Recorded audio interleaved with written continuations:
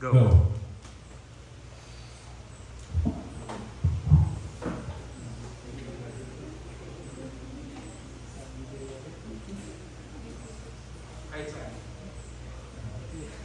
Good afternoon, everyone. We are the first group of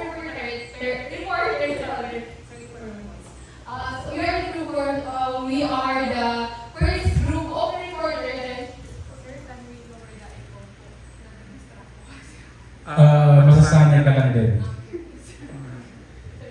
So, before we delve into our assigned topic, have you ever wondered how these small businesses who sell perishable goods like restaurants, florists, and retail stores, or even grocery stores, manage the high risk of their unsold goods being, or maybe their business overall into going to bankruptcy? Well, the answer is it lies on the forecasting. So before we formally introduce the different methods of forecasting models, we will dissect the what is forecasting, what is models, and what are models, and what is forecasting models overall and MS. So when we say forecasting, it is the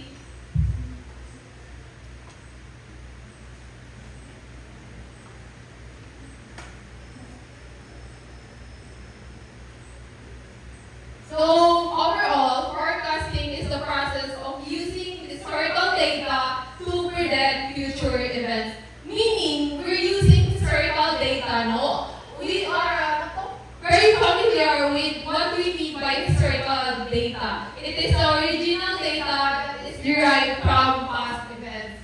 So, what is model? So, model is specifically used to summarize or maybe a technique to further illustrate the process of a particular idea. So, ano ba ang relevance ng forecasting models sa MMS or sa subject na ito? So, forecasting models are used to predict future events using past data or historical data. So, there are two kinds of forecasting methods. Well, the very first one is the informal method. When you say informal, it is subjective, it is used by smaller businesses, and it is based on intuition, guts, or spur of the moment guesses. Like maybe you forecasted that it is going to rain tomorrow since it rained yesterday. So that kind of forecasting is an example of informal. Or maybe in the book na nandyan is maybe forecasting your sales today based on your experience is also an example of informal methods. So what are the formal methods of forecasting? So formal methods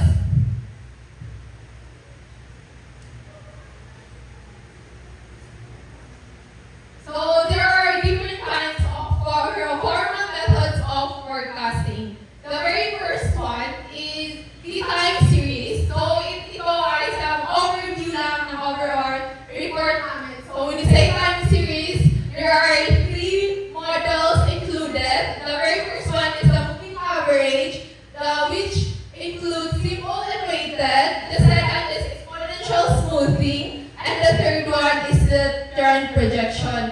The second one is the causal method.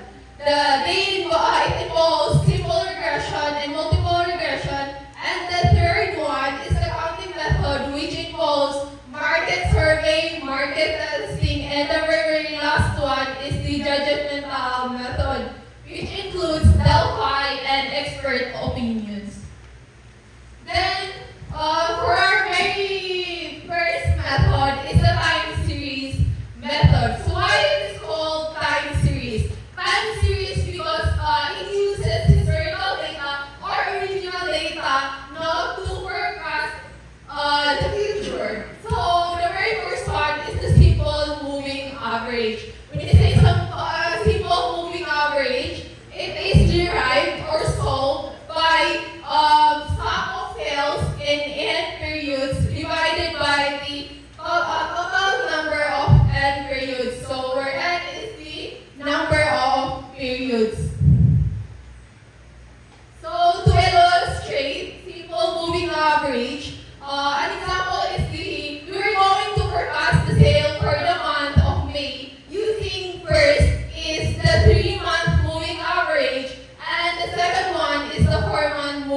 average. So, very simple lang ang method nito since i-add mo lang yung given na data. So, we have the data from January, February, March, and April. So, in the first, so we're going to forecast the sales on May. So, using a 3-month moving average. So, saan ba tayo mag-start? So, hiningi ay 3 months. So, mag-start tayo sa very, very recent sales. So, from April, March, and February. So, we're going to simply add those. So, 35, 38, 28, and how many periods? So, of course, there are 3 months kasi sinabi na sa problem, divided by 3. So, we're going to derive at 32 units or yan yung May forecast. So, on the second one, we were going to forecast the May sales using 4-month moving average.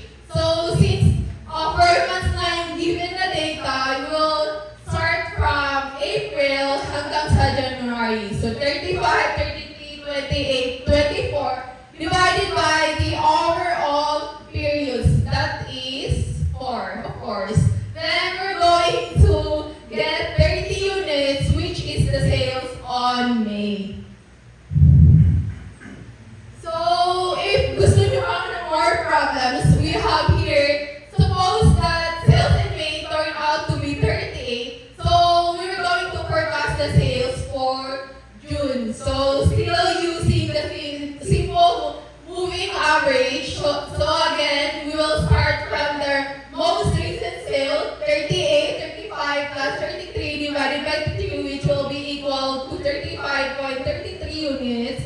And in 4-month moving average, we have, we're just going to simply add those like we have done in the previous illustration divided by 4, so 33.5.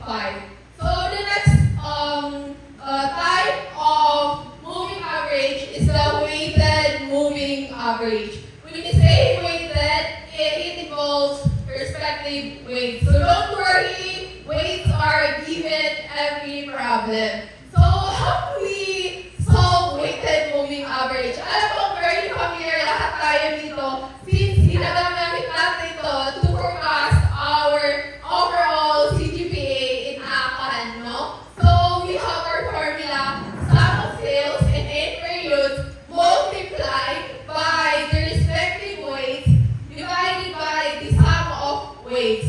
So a very important reminder dito is to always apply the heaviest weight on the most recent sales and the next one and the next recent sales and the lightest weight on the earliest sales. So para mas maintindihan ng lahat, we have an illustration.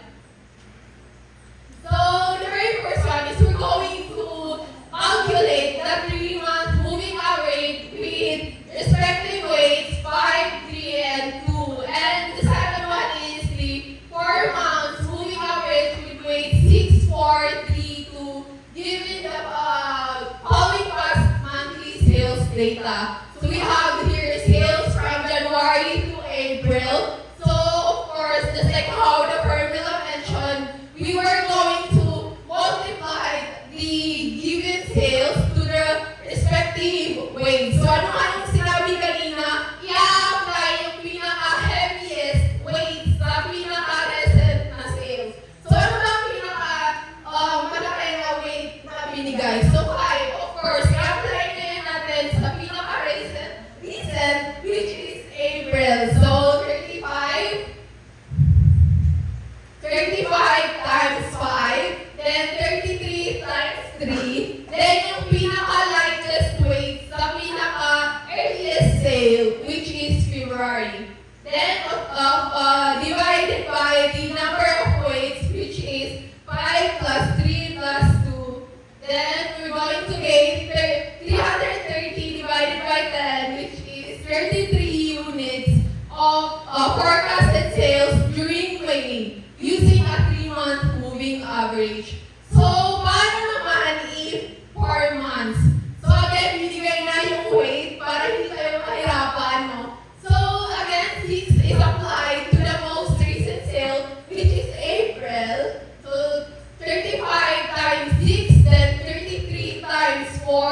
then so on and so forth, divide by the sum of weight, which will be equal to 15, and we will derive into 31.6 units of sales on May.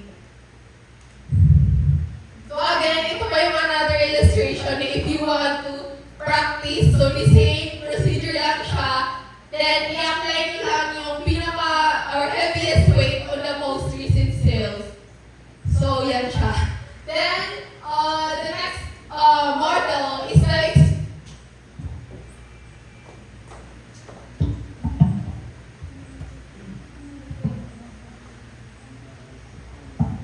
So we are now in exponential smoothing. This method is also easy to use and it involves collection of only the latest sales. So here we have our equation of F sub t, which is the forecast this period, is equal to F sub t minus 1, which is our forecast last period, and plus A, which is our weight, or this A is always constant, and S sub t minus 1 is our sales in our last period minus the forecast last period. So here we have a sample problem in exponential smoothing. Using the same sales data below, forecast sales for May using exponential smoothing, given that April forecast is 36 units and A is equals to 0.8. So this A is constant and it is always given in the problem.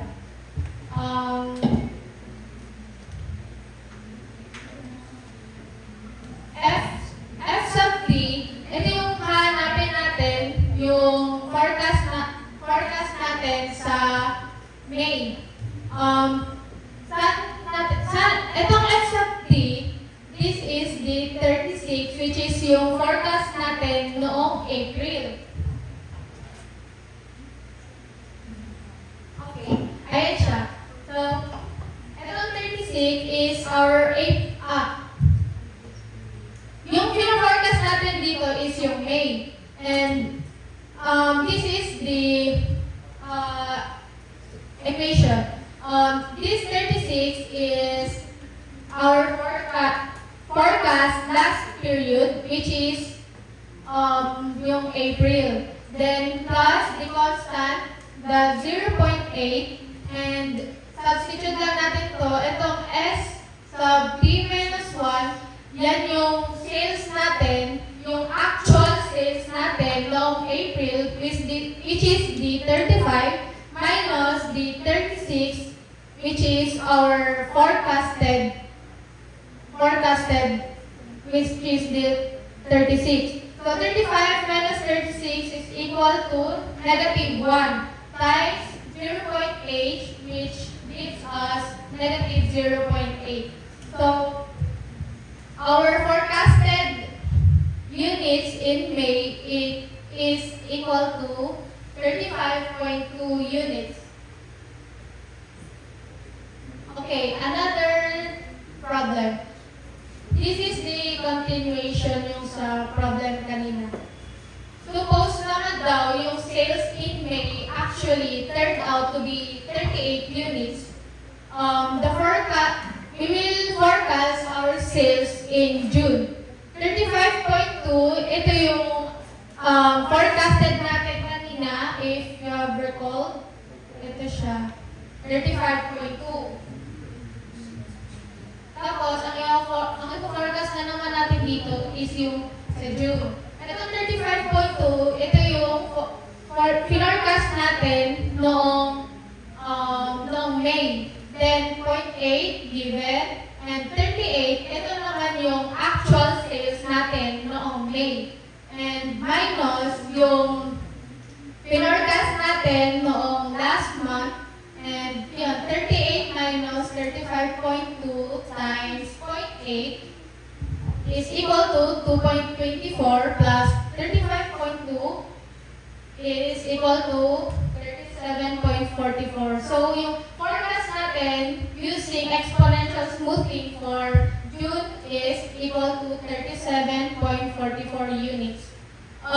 We should be careful in our computation kasi as you can see, if namali na yung pag-forecast mo noong last month, mamamali ka na rin sa pag-forecast mo sa next month. Kasi yung data na gagamitin mo for this month is yung data rin na na-forecast mo noong last month. Okay? Tapos, the last one for time series.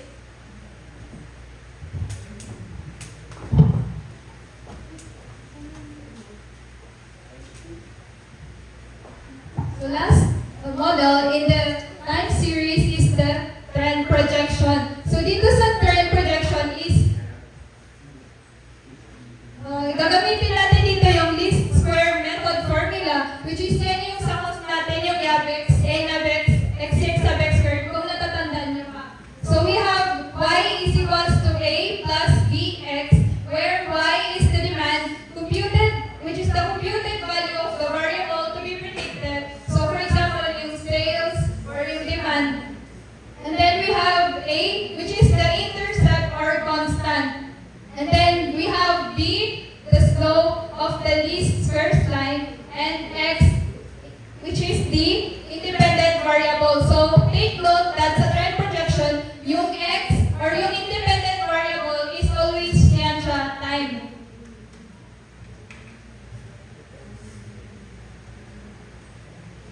So from that, ma-derive natin yung formula ng slope, which is equals to b equals sigma xy minus n xy over sigma x squared minus n x squared. So, para matandaan niyo itong formula na to, is isipin niyo na lang xc and xc, xc and xc. And yung c na ikadalawa is mean siya, may bar sa taas. And para matandaan niyo yung sa baba, is imagine niyo na lang na papalitan niyo yung y ng x. So, magiging sigma x times x na magiging x squared. Tapos yung dito, papalitan din ng x, magiging n x squared. So, yun.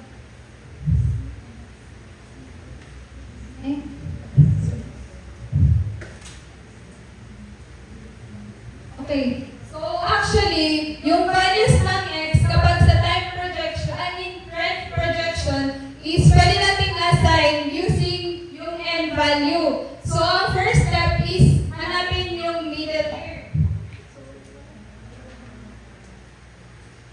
Wala po ba kayong marker? Is that a request? No, no, dala.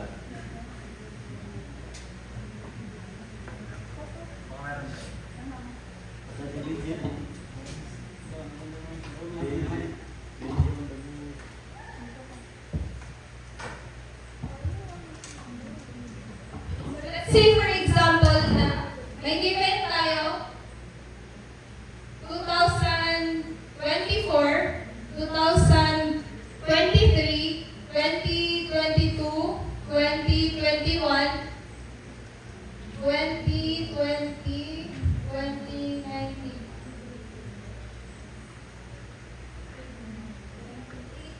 So here we have 7 periods.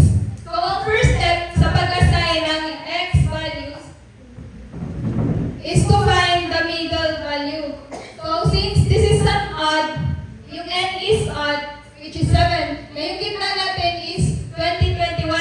So dyan natin i-assign yung 0. And then yung dito sa recent is mag-antay ng 1. So ito, 1, 2, 3. And then yung sa pataas is minus 1. So 0 minus 1 equals negative 1. Negative 1 minus 1 is negative 2. And then negative 3. So paano naman kapag yung n is even? So let's say wala yung 2024. So ano yung i-assign natin? Saan tayo mahanap ng middle? So kapag even, yung dalawang middle, i-assign natin sila ng negative 0.5 at saka 0.5 respectively. So yung dalawang middle is yung 2020 at saka 2021. So dito sa taas is negative 0.5 and sa 2021 is positive 0.5. And then, mag-add ulit tayo ng 1. Take note, 1, hindi 0.5 or 1.5. So, ang magiging value ng x sa 2022 is 1.5 and then sa 2023 is 2.5. Is that right? Yeah. Dito sa taas is negative 1.5 and then negative 2.5. So, yan lang yung pag-assign natin ng x values. So, makikita natin mamaya. So, here is the sample problem. Develop a trend equation for firm A given its sales data hereunder and forecast demand for years 2005 and 2010. So, ayun, di ba? 1, 2, 3, 4, 5, 6, 7. Even or odd? Okay. So, ano yung middle year natin? Oh, correct. 1993. So, dito natin i-assign yung value na 0. So, lagay natin dito.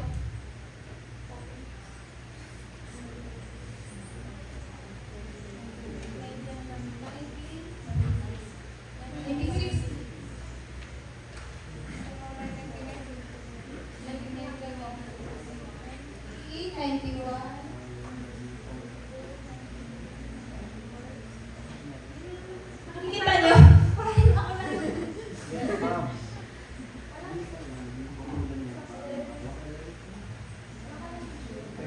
Wala kang tissue.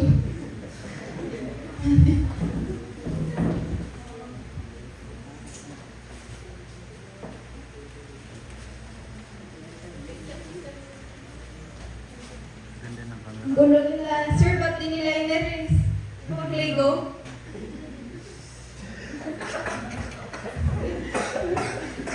Ano na nalagay sa policy?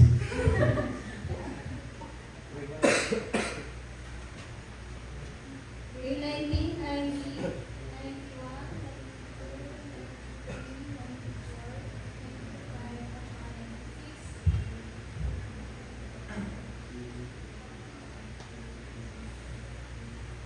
Yung values natin is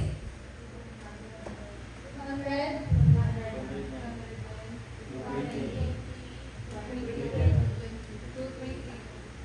20, 35,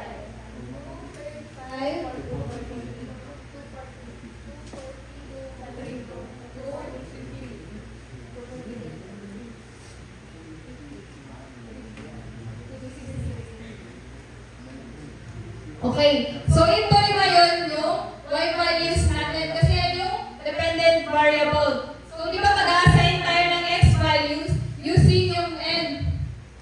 So, again, yung middle year natin is 1993. So, dito tayo mag-assign ng 0.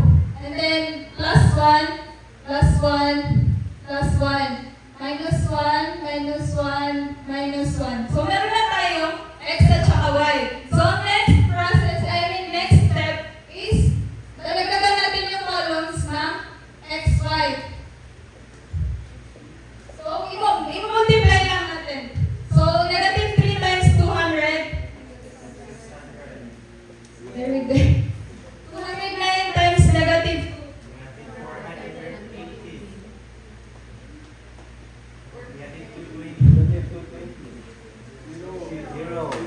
Okay. 443. 500. 789. 789. Good. And then, dadagdag pa tayo ng isa pang column, which is yung so, i-square natin yung mga x values. So, ito ay 4, 1, 0, 1, 4, 9, okay, very good. 8, Kunin natin yung formula kasi balikan natin yung formula. Di ba ano ulit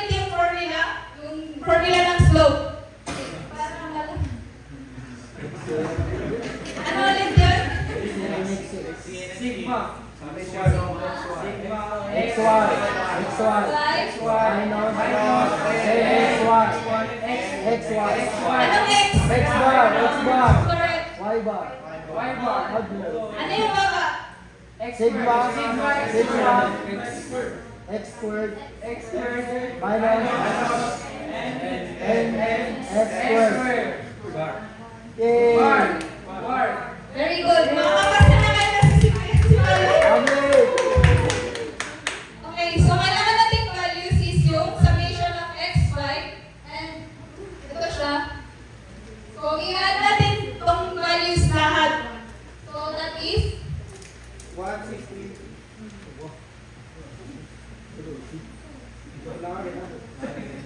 add nyo. Wala pa kayong calculator? 294. O, accountancy. 294. 194. Okay, so meron na tayong value. How about yung... Okay, isa muna natin to. Ano yung sum nito? 1620.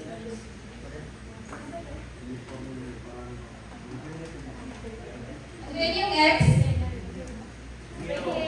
28. 28, sige. Graduate ka na.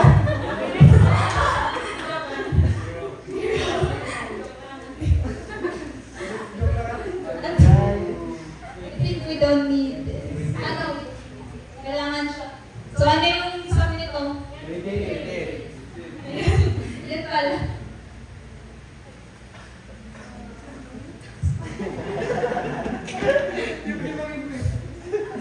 Pwede tayo mag-solve. Ay, wait! Ano to ulit? Coconut bar? Ano yung meaning niyan? Statistics, senior high, X bar. elementary. Oh, correct. Average. Paano kunin yung average? Okay. Correct. Nabangan mo. So, ano yung average ng y?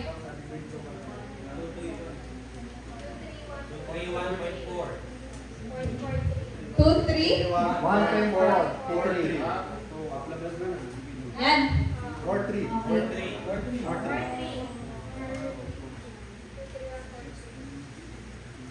Yung x. Okay, very good. So, i-apply natin ngayon yung formula. So, B, wala na. Space. Ano yung, ito? XC. 294 minus, ano yung N? 7. Okay. 7. Ano yung X? X squared. X bar squared. Zero. Okay. Ano yung next value? 28. Kurang sa Y bar. Kurang sa Y bar. Anong value? Agun, zero muna. Zero muna. Pakita lang natin. Kunwari lang. Sige. 231. 2, 8. Minus 7 times 28. Ito siya? Yes. Ano yung totoo? Dito. 28. 28. X bar squared. 28 squared. Ano yun? Yun ang 28 plus 28. Y. Yun na. 0. Ah, zero sa. Zero. Zero siya, 6. So, X squared. I-square mo yung 0. 28. 0. So, parang magiging mawala lang to. Diba? Yung buong term na to is magiging 0. So, magiging 294 divide 28. Ano? 10.5. 10.5. Tignan natin. Correct ba kayo? Yay! Okay. Now, charot. Okay, so nakuha na natin ngayon yung B na value. Susunod is yung A. So wait, di ba napansin nyo, kahit anong gawin natin is mag-resolve talaga yung x into 0. Yes. Di ba? Kasi mag-cancel out sila. So yung formula natin sa trend projection can be simplified by yan. So yan lang siya. Tinawag ko lang tayo. Yan siya. Natanggal yung kanina dito kasi na-zero nga yung x. So, yan. Pero, nitry ko siya na gawin na, what if, like, bakit pala ginawa to, nag-a-assign pa ng number. Pwede naman na like, 1, 2, 3, 4, 5, 6, 7. Bakit? Hindi Ko rin alam. Joke. Actually na, pwede niyo itong gamitin na same aral pa rin kayo ng same answer. Pero magkaiba lang yung value ng letter A kasi intercept. Pero you can use naman ito. Pero para mas madali, kaya nagpapahirap. Ito na yung gamitin natin. Kaya tayo nag-a-assign para ma-simplify yung solution natin. Okay. Ngayon naman, nakuha na natin yung value ng B. So, A naman. So, A equals y minus b. Substitute. This y. So 31.43. Yes. Y bar is 231.43. Ay na naman siya. So 0. Zero. So wala na ulit yan. A equals to B. A equals 5 bar. Sorry. So 0 to. Kasi 0 na to. So A is equals to 231.43. Okay. So, insert natin to mga values sa equation, yung Yapex. You remember? Yes, ma'am.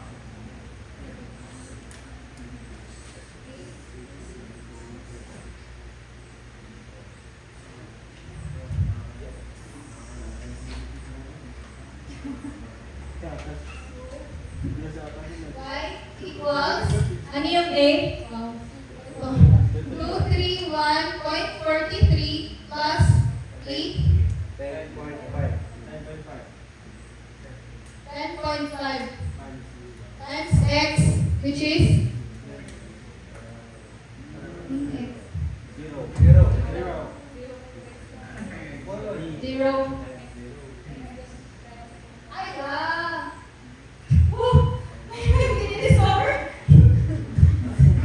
Ano to?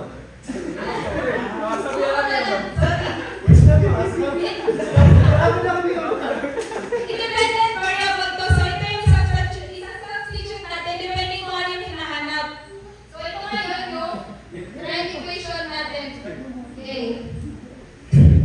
So, ang hinahanap natin kanina is yung 2005 at saka 2010. Saan ko yun? Di ba wala? Yeah. Anong gagawin? Wala. I-continue. So, 1996, 1997, Ah, mati. 7, 8, 9, 10, ano yung ano? Okay. So, 2000. 1, 2, 3, 4. Ang haba. Sir. Diba, ang naka-assign dito is 3. Na-continue nyo lang. 4, 5, 6, 7, 8, 9, 10, 11, 12. Bali yung x natin sa 2005 is 12. Okay. Yan, 12. How about yung 2010? Last slide. 70. Para makuha natin yung forecast sa 2005 at saka 2010, i-substitute lang natin yung value ng x. Ah. Substitute. Then, okay, unahin natin yung 2005. So, 10.5 times 12. 126 plus 231.43. Yun yung forecast natin for 2005. Correct ba kayo? Yes, ma'am. Okay. So, how about sa 2010? Sige, paunahan. Ano yung sagot? Yung equation. 409. 423. Review the answer. Yay! Candy daw, candy. Oh, tapos na. Okay, intermission. Intermission or the icebreaker. Bili, bili. Go ate.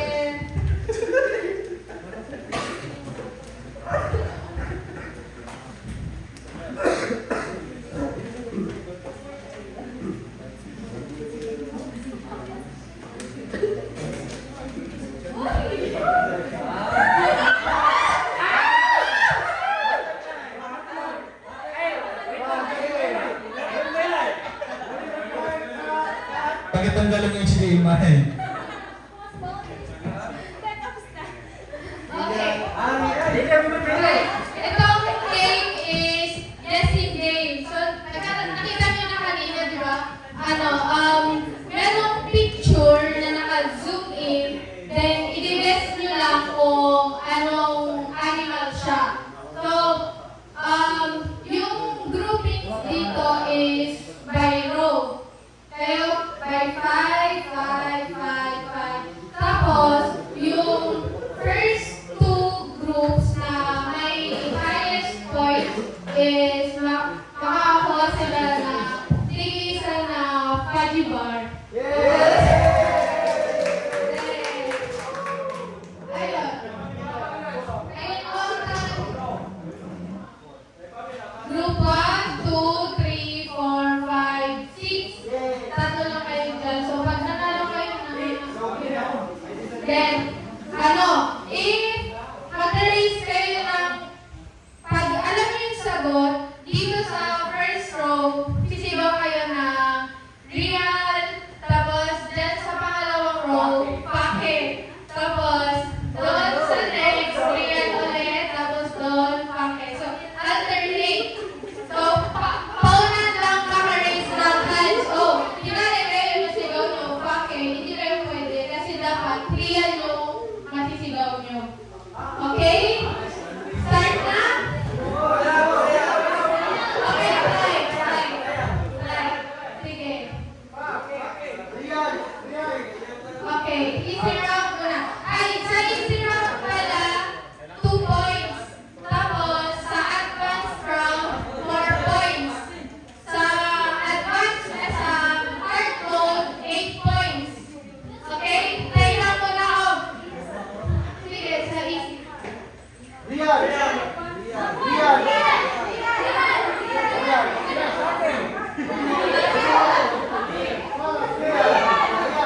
Okay, nauna daw yung group 5. Okay, anong guess? Okay, cut. Tayo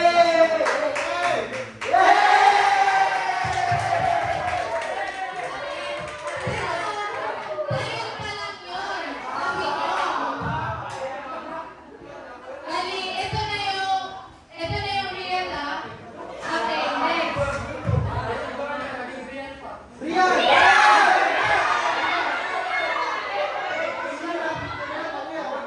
2.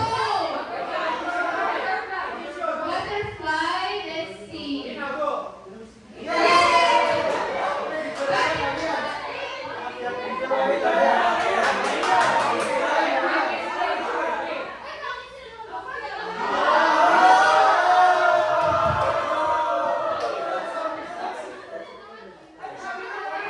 Okay, so wala yung round. Okay, dapat dito real. Dapat dito okay. Ano na lang? Para mas makita namin, tayo na lang. Tumayo na lang. Kasi masyado marami yung pasay. Okay? Okay. Game. Real. Dapat okay.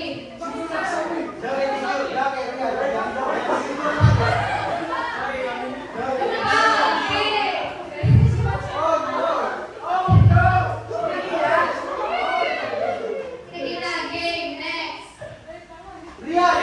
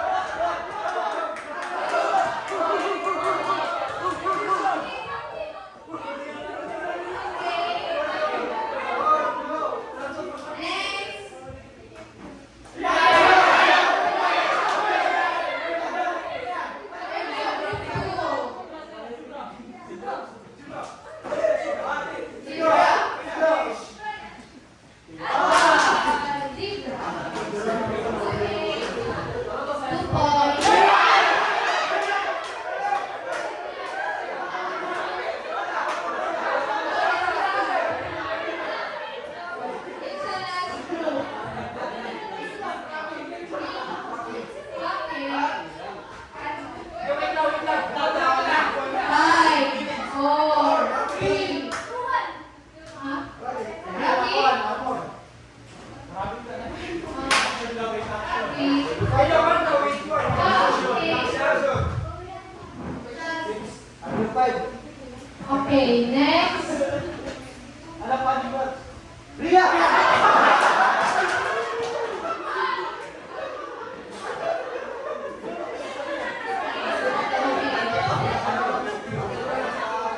Okay, dito sa advanced round, kapag mahulaan nyo yung, kapag i-guess nyo na yung animal, kailangan i-act nyo kung ano siya.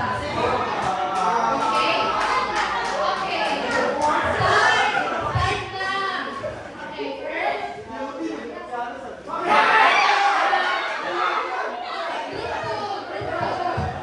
two, three.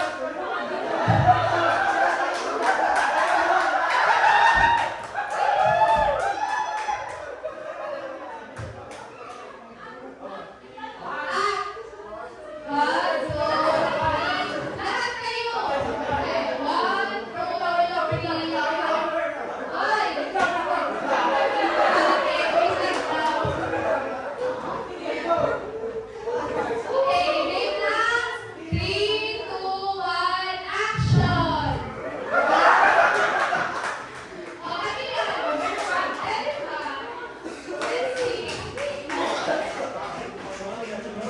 Let's see. Let's see. Okay, elephant. Okay, next.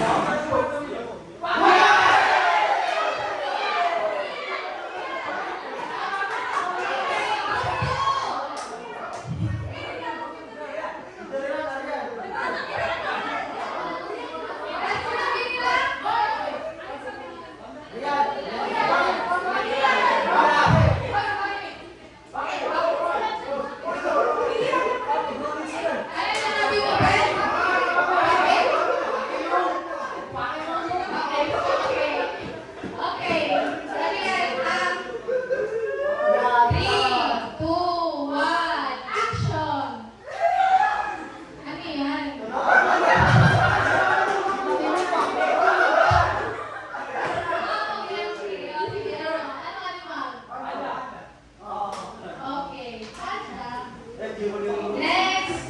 Uy, hindi mo naman kayo!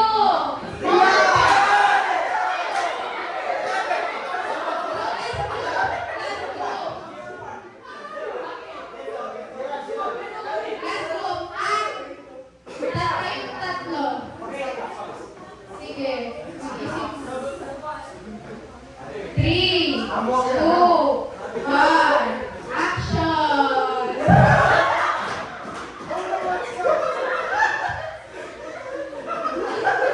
Sige, anong animals? Fox.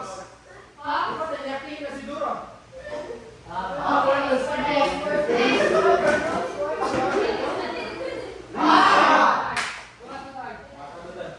Hard. Ito, last year guts lang.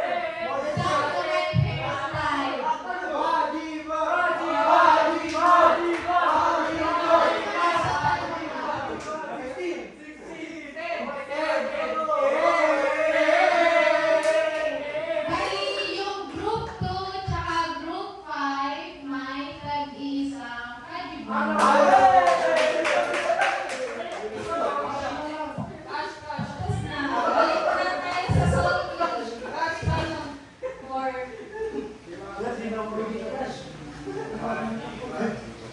wait lang. Sigas. Sigas. Riyan.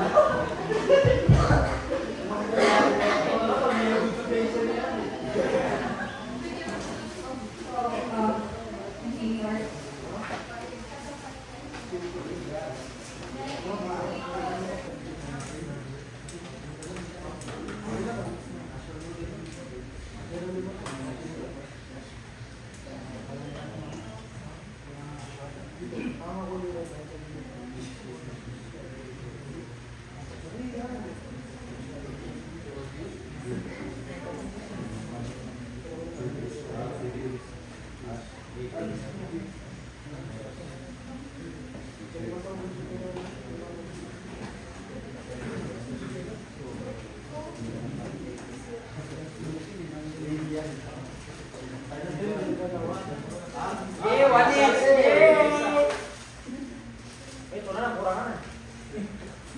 Orang pala.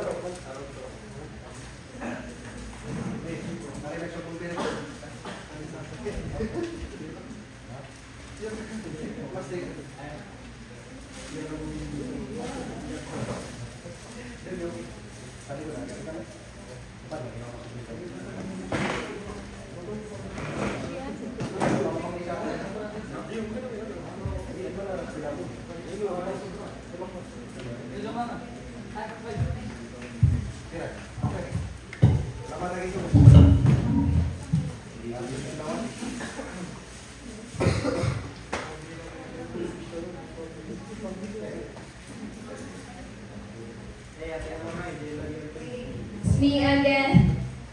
So, dito na tayo sa causal model. So, tapos na natin yung time series ng mga models. Which is, ano ulit yung tatlo? Quiz pa tayo. Moving average. Under moving average yung simple, unweighted. Tapos, correct. Exponential, smoothing, at saka rent projection. Very good.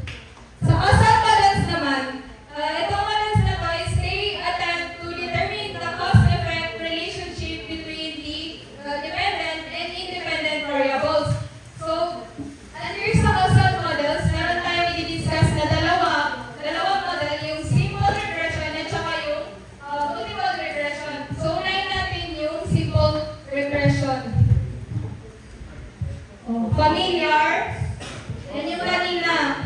So actually, yung simple regression is ginagamit natin siya kapag i-regress natin yung dependent variable y using one independent variable x.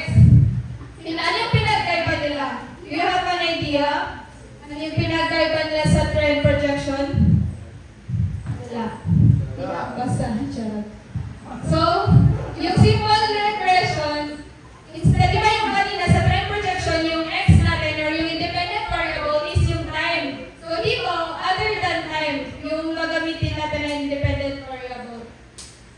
And hindi na siya ngayon zero. So, kailangan nila yung tandaan yung formula. So, try natin mag-solve. So, same lang talaga siya. Pero magkaiba. Sa part na yung n, na-assign na zero. Makita. So, di ba, meron na tayong given ngayon na x na hindi na siya mag-equal sa zero. Kaya kailangan natin mag-solve. Sulat natin ulit.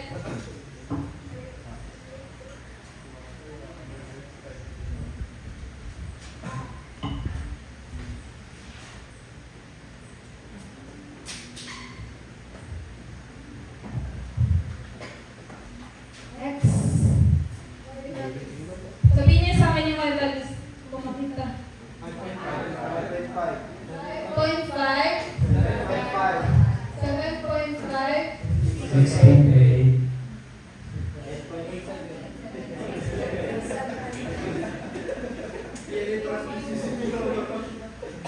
X.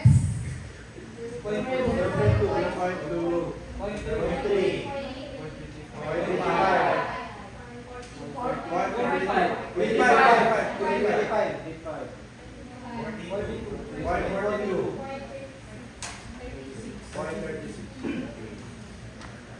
Ayan. Ano yung first step na ginawa natin kanina?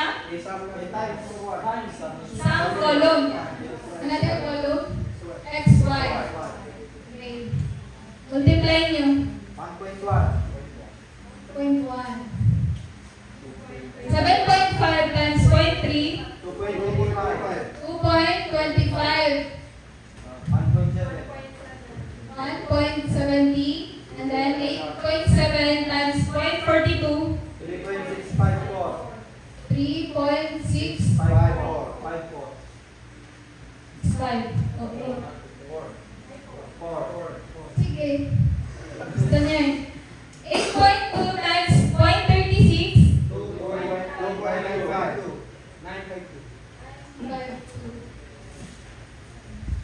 and then next, another column na x squared.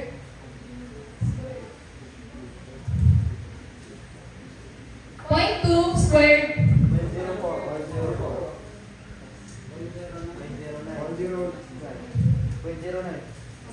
0.25 squared.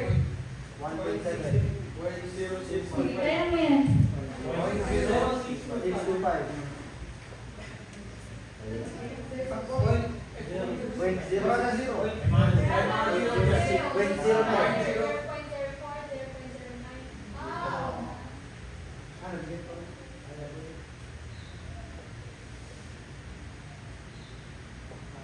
Yan na.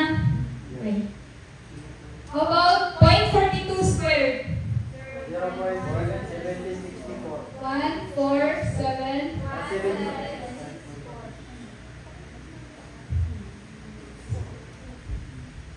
0.36 squared. Okay. So, ang next is i-add na naman natin sila. Y.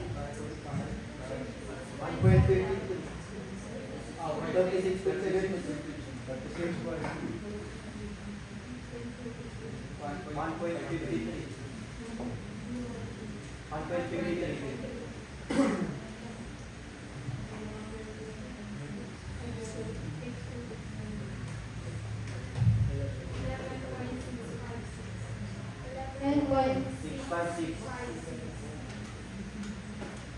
Pwede round off natin. Okay, ang haba.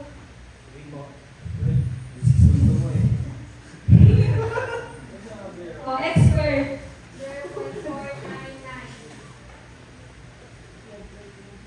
99.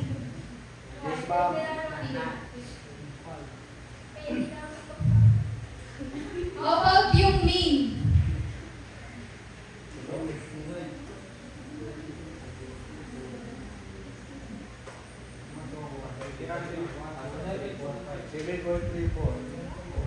Seven?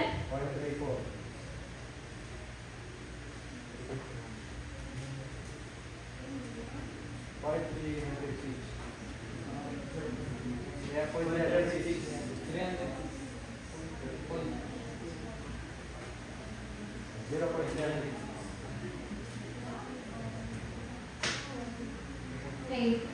Ano ulit yung formula? Yung P muna, slope. XY minus X bar, Y bar. Okay, very good. sigma X squared minus X squared. And x squared bar. So let us substitute the values. Ano yung sigma xy? 11.66 minus, what is our n? 5. 5. So n, by the way, is yung number of observations, ha? Or yung given 1, 2, 3, 4, 5. So our n is 5. 5 times 7.34. Tapos 0.31.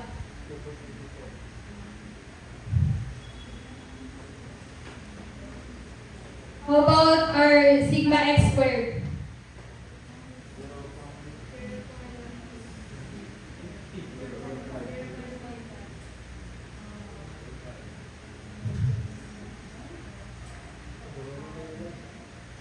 X squared.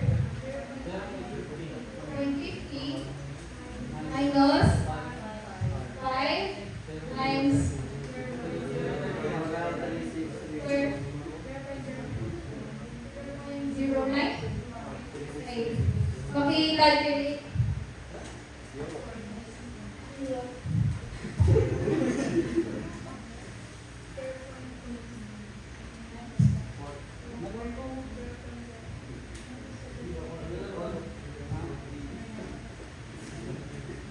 Zero. 30.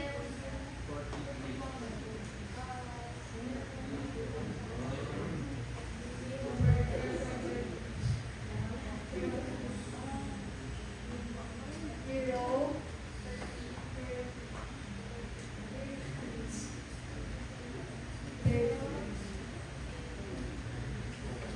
Okay, sir B. 30 point. So, yan ang clean natin. Ang next natin na ikukunin is yung A. A is equals to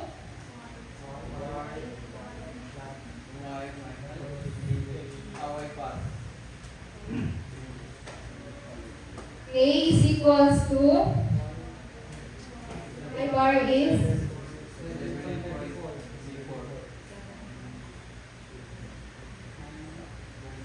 or B is 14.404 multiplied by the X mean. Our A is equal to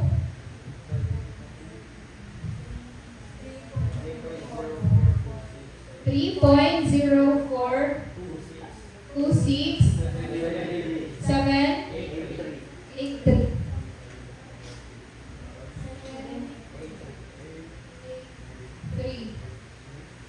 Meron na tayong B at A values. So let us get the equation. So simple regression. Y is equals to A 3.04 na rin mahaba plus 40.04 x. Okay. So ang tinatanong dito is if 0.5 daw yung advertising natin next year, ano yung sales? So yung 0.5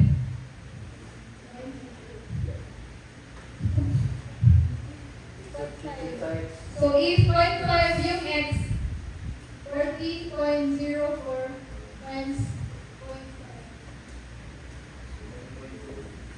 Ano ang ating forecast? Sales. 10.06.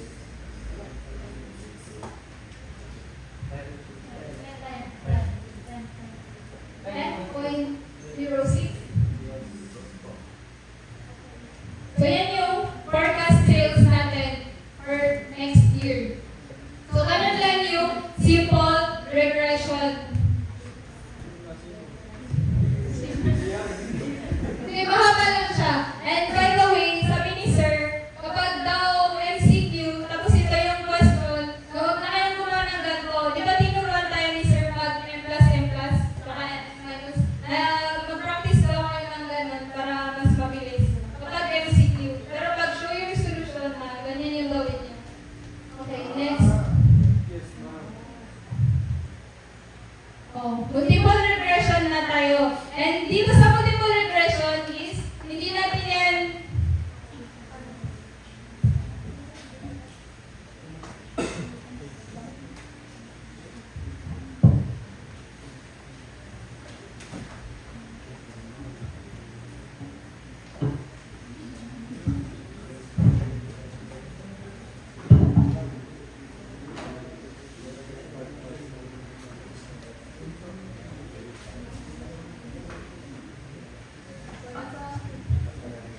to multiple regression. So yung simple regression at saka multiple regression is pareho lang sila sa part na yung y is nire-regress siya sa mga other independent variable. Kaso nga lang, sa multiple regression, hindi isa lang yung independent variable natin. Madami siya. So, y is the dependent variable. Yung a, yung intercept or constant natin. Tapos, itong b1, b2, bn, yan yung value ng different variable at saka yung x, yan yung dami ng number of values.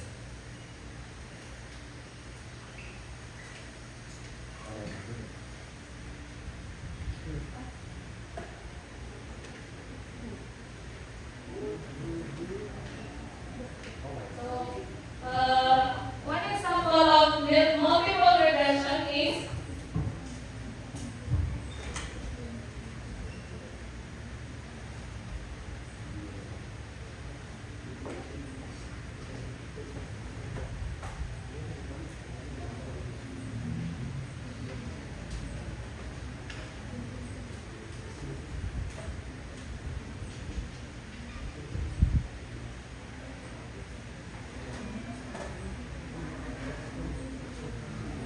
so for example, ito, yung formula natin is y is equals to a plus b1 x1.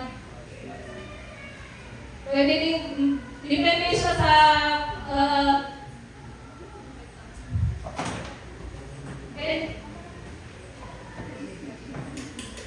it depends yung variable is it depends on how it affects the the dependent variable or yung demand natin ourselves. So pwedeng decrease, increase yung sa economics natin sa econ. So the example is kung yung A natin is 50 or yung I natin or yung sales natin is 50, tapos yung value ng B natin, B1, or yung advertisement natin is 0.2, tapos itong X1 natin is advertisement, tapos itong X2 is kumbaga yung price nung product na nakaka-affect sa sales, so ito yung price. Tapos ito yung income, so let's say na yung value ng price is nakakabawa siya sa sales natin ng 3 or negative 3, tapos yung income natin na nakakadagdag siya ng 2. So, kung yung substitution natin yan is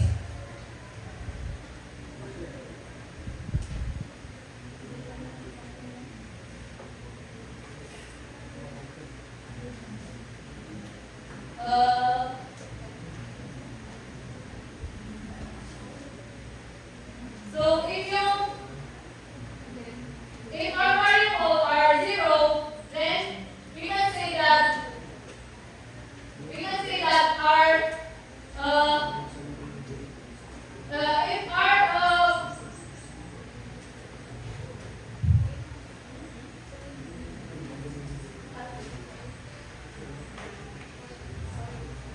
so if yung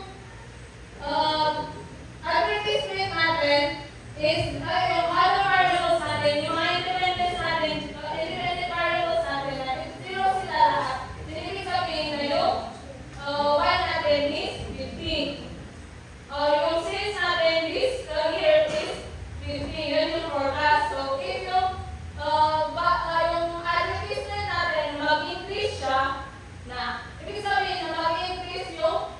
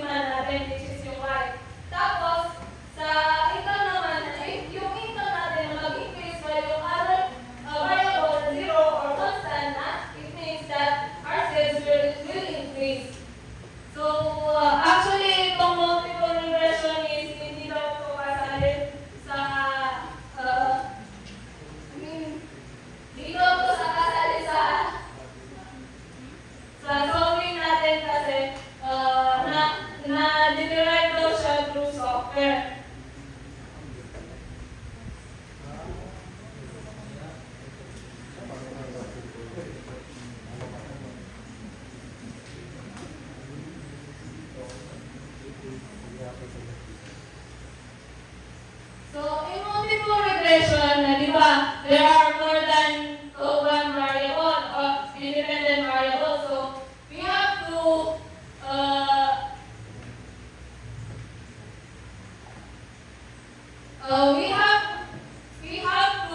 when there is more than one independent variable, and in a regression, we have to calculate for the regression using the correlation analysis.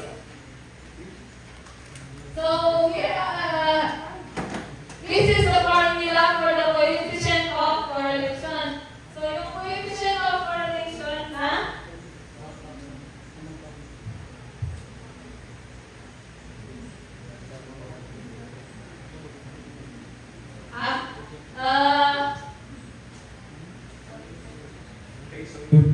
We will continue tomorrow. For now, we will end and proceed already with the quiz. Short quiz, which is good for 10 minutes only. So basically, the coverage of the quiz will be yung moving average, the exponential smoothing,